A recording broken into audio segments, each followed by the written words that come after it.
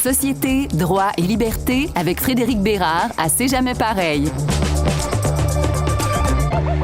Liberté d'expression et politique ont une relation, on va dire, tumultueuse par les temps qui courent. On vous propose un détour par le Brésil et sur le média social Twitter ce matin. Et on va terminer ça avec un arrêt à l'Assemblée nationale. Tout un voyage ce matin avec notre guide, Frédéric Bérard, avocat, docteur en droit, politicologue et chroniqueur. Bonjour. Salut! On va commencer avec l'homme le plus riche de la planète, Elon Musk, qui a finalement pris les rênes de Twitter, un achat modeste de 44 milliards de dollars. Son arrivée, on va le dire, fracassante, autant dans les bureaux que sur la twittosphère. Oui, on le décrit comme étant extravagant, Elon Musk, mais comment on peut analyser l'impact de cette nouvelle?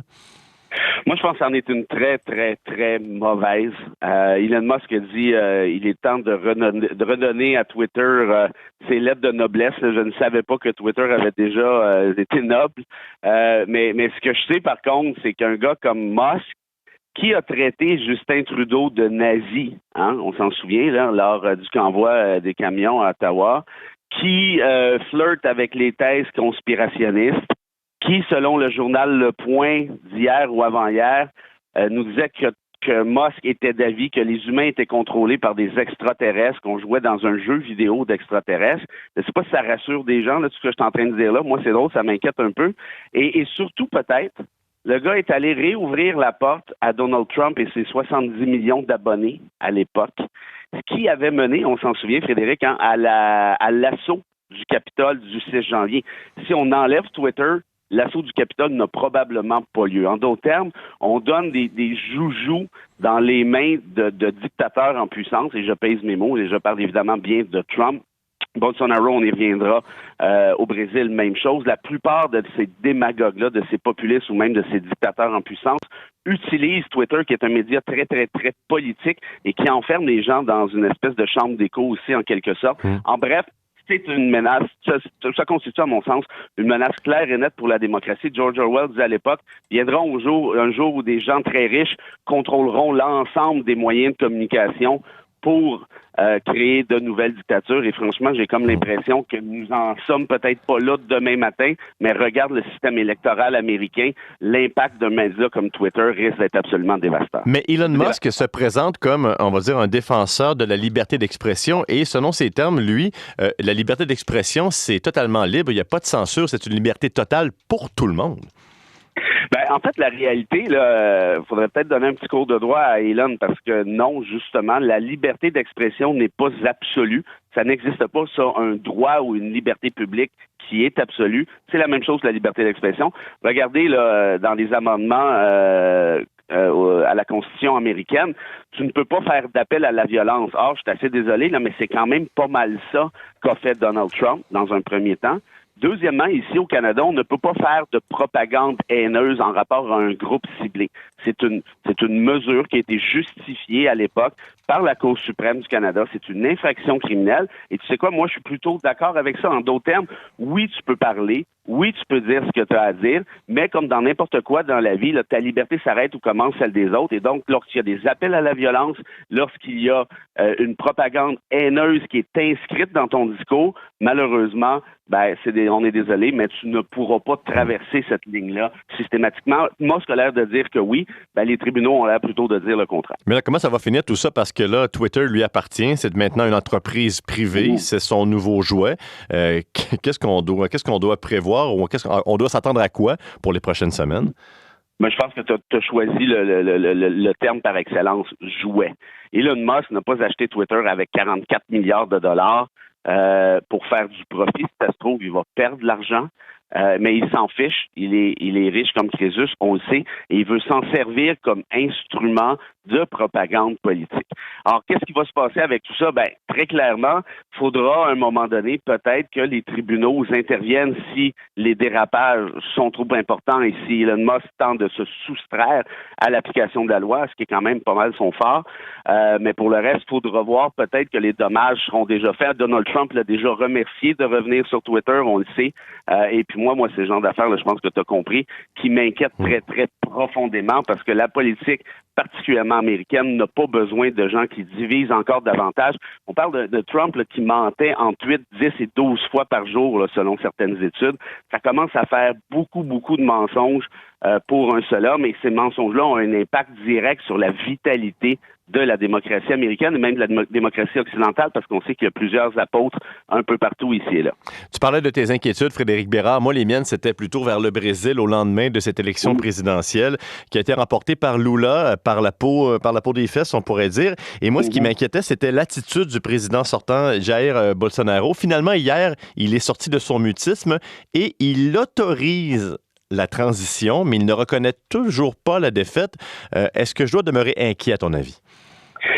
Ben, moi, je connais relativement bien le Brésil. Je suis déjà allé là-bas pour faire des reportages dans des favelas à l'époque de Bolsonaro, où Bolsonaro avait accordé, Frédéric, une immunité complète aux civils et aux pénals, aux soldats et à la police spéciale qui qui assassine dans le cadre de ses fonctions. C'est-à-dire, aussitôt que tu as une batch de policiers, une batch de soldats ou de policiers spéciaux, tu peux tuer et tu ne seras jamais poursuivi ni aux civils ni aux criminels. Et ça, c'est grâce à Bolsonaro qui leur avait aussi donné l'ordre de faire feu dans les favelas sur tout ce qui bouge sans preuve.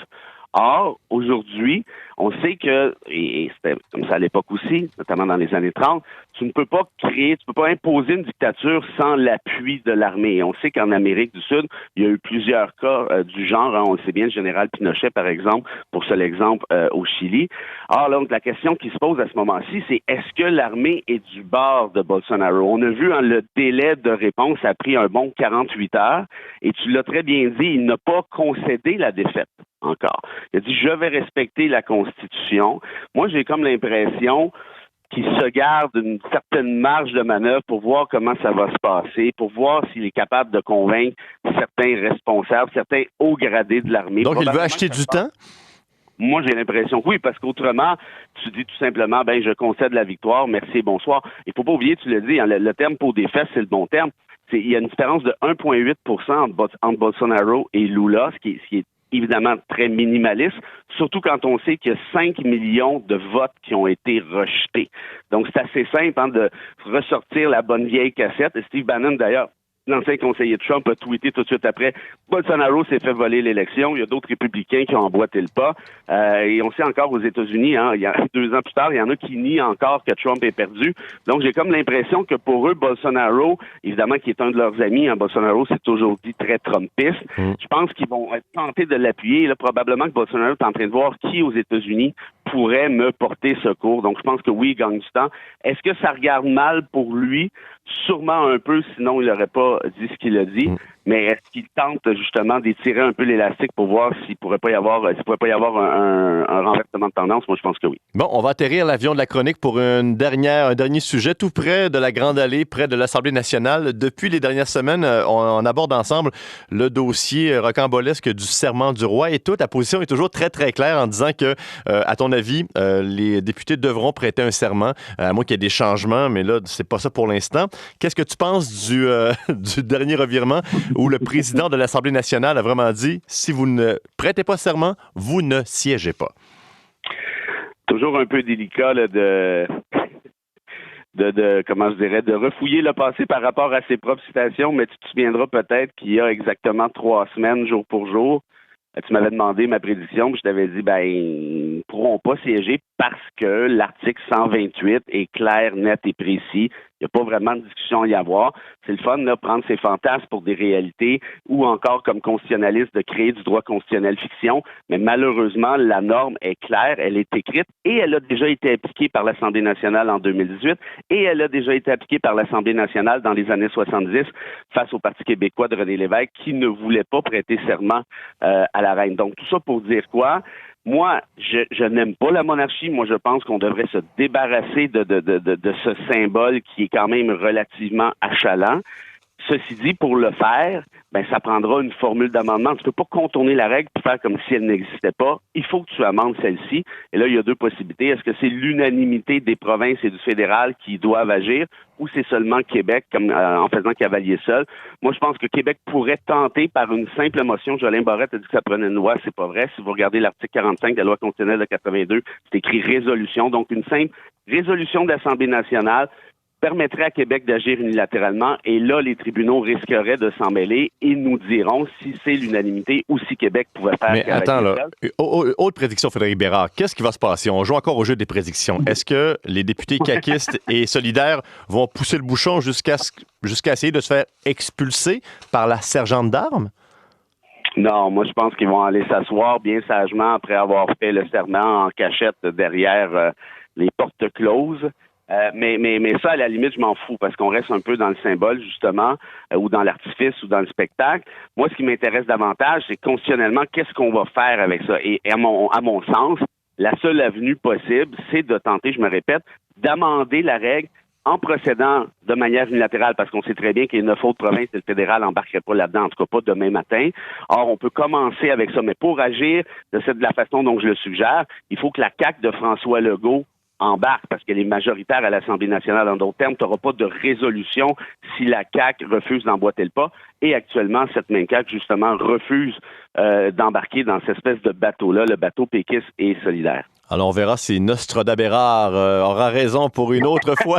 Frédéric Bérard, merci beaucoup. On se reparle mercredi prochain. En anglais, on appelle ça pousser sa loque. Parfait. Bye-bye. Il est 8h.